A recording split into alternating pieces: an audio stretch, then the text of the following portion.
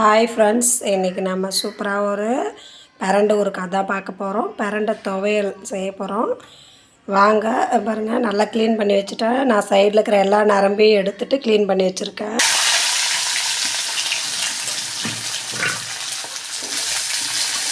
Clean பண்ணி வச்சுக்கிற எல்லா பிரண்டையும் போட்டுக்கலாம்.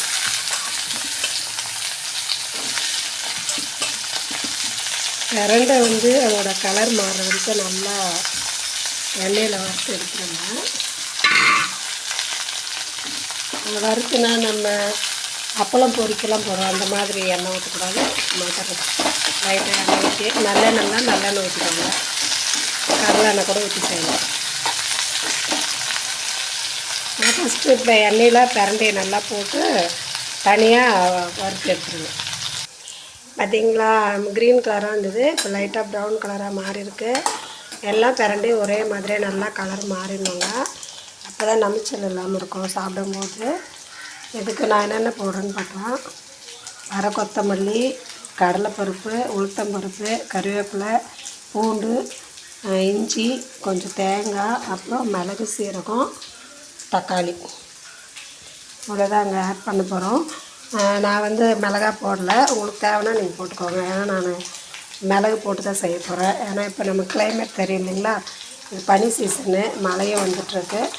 அதனால் இதுக்கெல்லாம் கொஞ்சம் சத்தானதே சாப்பிட போகிறோம். அதனால் நான் மிளகு ஆட் பண்ணல.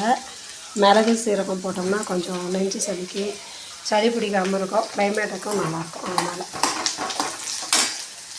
நம்ம புதினா, அப்புறம் இந்த மாதிரி பிரண்டை, வல்லாரை, அந்த சட்னிலாம் செய்கிறோம்ல, அதுக்கு மிளகாயை விட மிளகு போட்டு செஞ்சு பாருங்கள்.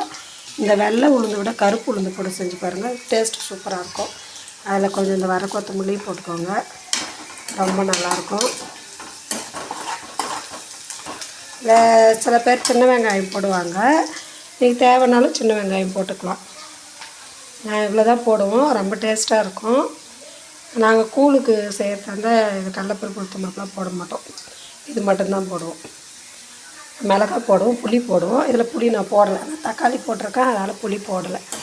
உங்களுக்கு தேவைன்னா தக்காளியும் போடுங்க, புளிப்பாக வேணும்னா கொஞ்சம் புளியும் சேர்த்துக்கோங்க.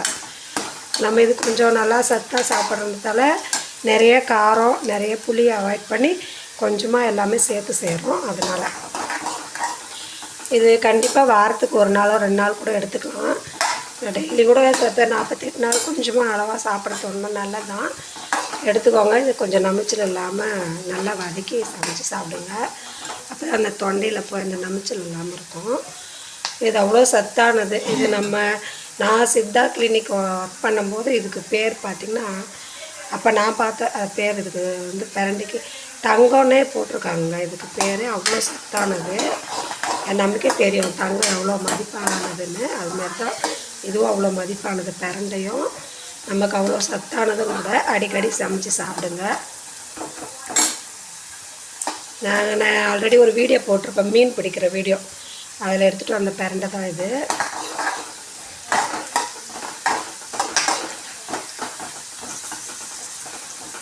இது நல்லா வதங்கிடுச்சுன்னா நல்லாயிருக்கும், சாப்பிட்டு வாசனை வருங்க, சூப்பராக இருக்கும் அந்த பிரண்டையோட வாசனை. இது பாருங்கள், எண்ணெயில் நல்லா வதங்கிடுச்சு. இப்போ எடுத்துடலாம். பாருங்கள், எவ்வளோ பிரண்டை போட்டேன், இவ்வளோ தான் வந்திருக்கு.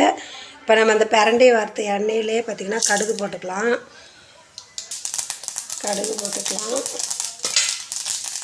மிளகு சீரகம் போட்டுக்கலாம், கடலைப்பருப்பு போட்டுக்கலாம், வர கொத்தமல்லி, கடலைப்பருப்பு.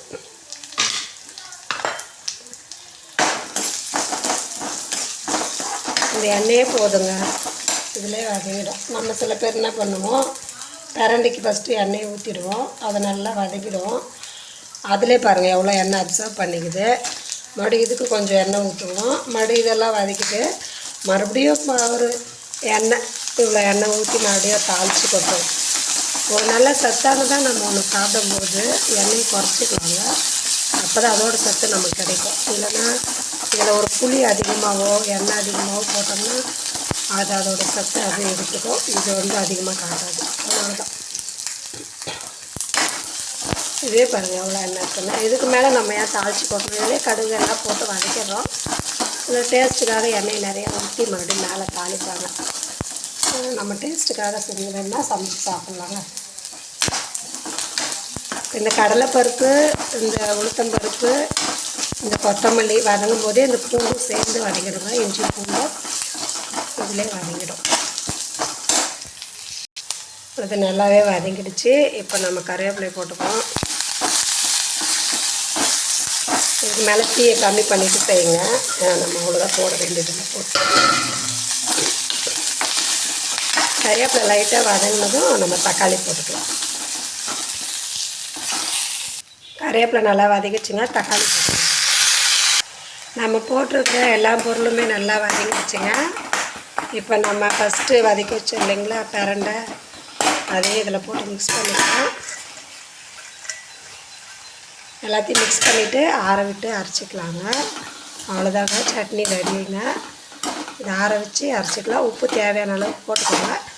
நான் தக்காளி போடும்போது உப்பு போட்டுட்டேன். ரொம்ப டேஸ்டானது. இப்போ இந்த கிளைமேட்டுக்கு நிறையா சளி ஜுரம் அடிக்கிறவங்களால பார்த்திங்கன்னா நம்ம ஹாஸ்பிட்டல் போயிட்டு வந்தோம். அந்த மாத்திரைக்கு சாப்பாடே இறங்காது. கஞ்சி குடிப்பாங்க. கஞ்சிக்கு பிரண்டை துவையல் வச்சு கொடுங்க. பிரண்டையில் கொஞ்சமாக சாதம் கலந்து கூட சாப்பிட்லாம். அதாவது வயிறு ரொம்ப புண்ணாகாமல் பசி தூண்டும் சொல்லுவாங்க பிரண்டை. கஞ்சி குடிக்கிறவங்க இதை கொஞ்சம் பிரண்டை சட்னி தொட்டு சாப்பிடுங்க. நல்லாவே பசித்து சாப்பிடுவோம். ஜுரம் வந்தவங்களுக்கு கூட இதை கொடுப்பாங்க. இந்த வீடியோ உங்களுக்கு ரொம்ப பிடிச்சிருக்கும்னு நினைக்கிறேன். கண்டிப்பாக யூஸ்ஃபுல்லாக இருக்கும்னு நினைக்கிறேன். நம்ம சேனலுக்கு பிடிச்சிருந்தா, இந்த வீடியோ உங்களுக்கு பிடிச்சிருந்தா லைக் பண்ணுங்கள், ஷேர் பண்ணுங்கள், கமெண்ட் பண்ணுங்கள். நம்மளோட சேனலுக்கு எப்பயும் சப்போர்ட் பண்ணுங்கள். நம்மளோட நெக்ஸ்ட் வீடியோவில் பார்க்கலாம். பாய்.